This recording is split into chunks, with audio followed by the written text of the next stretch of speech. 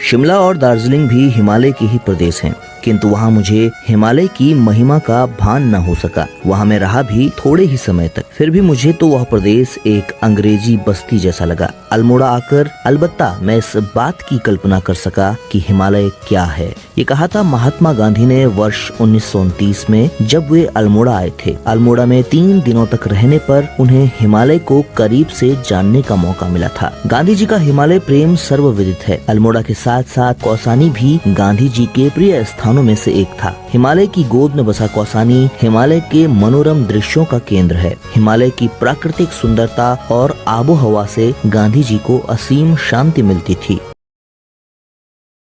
आधुनिकता की इस दौड़ में हमने बहुत सी चीजों को समय के साथ छोड़ दिया।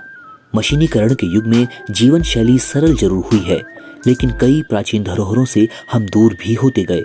ऐसे ही परंपरागत साधन घराट पहाड़ की लोक संस्कृति से दूर हो चुके हैं, जो धीरे धीरे अपना अस्तित्व खोते जा रहे हैं। पर्वतीय संस्कृति वैभव और संपन्नता से परिपूर्ण है। यहाँ की प्राचीन धरोहर इसे खास बनाती है और परंपराएं आकर्षण का काम करती हैं। यहाँ की जीवन शैली में कभी ये घराट हर आदमी की जरूरत थी, लेकिन अब घराट का किसी गांव में मिलना ईद के चांद जैसा ही है। कभी पहाड़ के गाढ़ गदेरों से लेकर छोटी बड़ी नदियों के किनारे पानी की कल कल करती आवाज के साथ घराटों में मेला सा लगा रहता था। गेहूं पिसवाने के बहाने लोगों की जमातें इन्हीं घराटों पर सजती थी।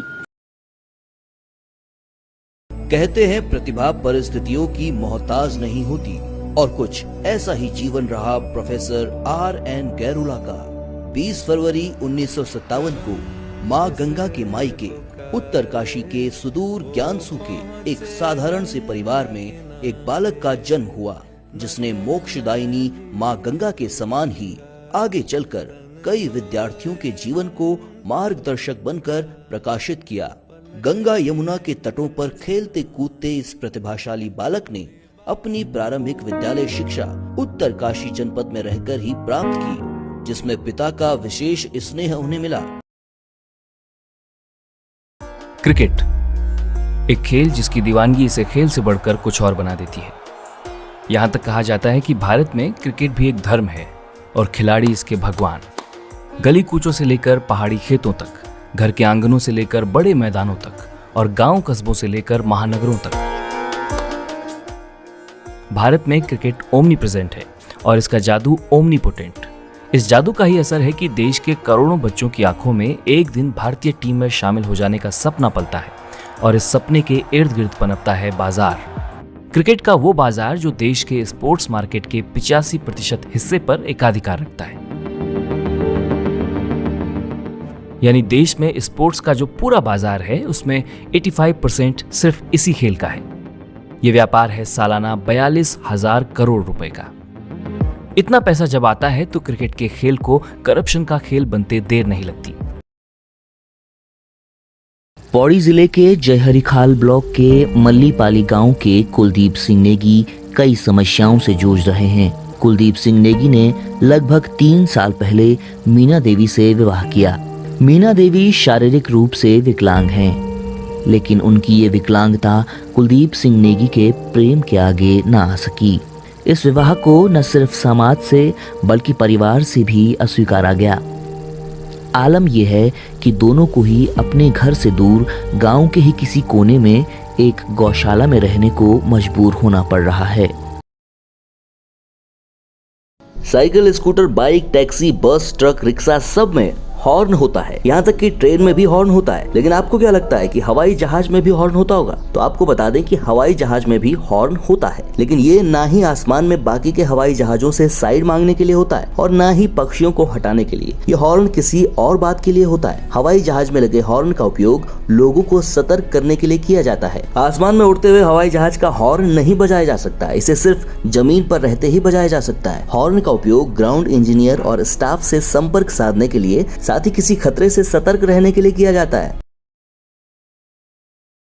मंकी मैन, ये नाम हम सभी ने सुना होगा, शायद फिल्मों में या फिर खबरों में, लेकिन आज रियल लाइफ मंकी मैन से हम आपको मिलाएंगे जो बड़ी ही आसानी से लंबी लंबी इमारतों में चढ़ जाता है। इनका नाम है ज्योति राज। ये कर्नाटक के चित्रदुर्गा में रहने वाले हैं। वे लंबी लंबी इमारतों में बड़ी ही आसानी से चढ़ जाते हैं। उनके इन कारनामों को देखकर लोगों के होश उड़ जाते हैं। एक बार वे 330 फीट की खड़ी दीवार पर बिना किसी दिक्कत के चढ़ गए थे। उनका सपना दुनिया की सबसे बड़ी इमारत बुर्ज खलीफा में चढ़ने का है। साथ ही दुनिया के सबसे बड़े झरने एंजल फॉल्स में भी वे चढ़ना चाहते हैं। ज्योति राज 15 से 20 लोगों को प्रशिक्षण दे रहे हैं। वे कहते हैं कि मैं दुनिया की हर बड़ी इमारतों, जलप्रपातों में चढ़ना चाहता हूँ।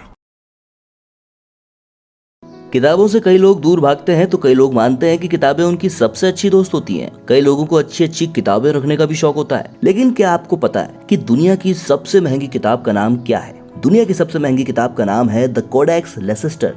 इस किताब को बिल गेट्स ने साल 1994 में $30.8 मिलियन में खरीदा था। $30.8 मिलियन यानी कि लगभग 200 करोड़ रुपए।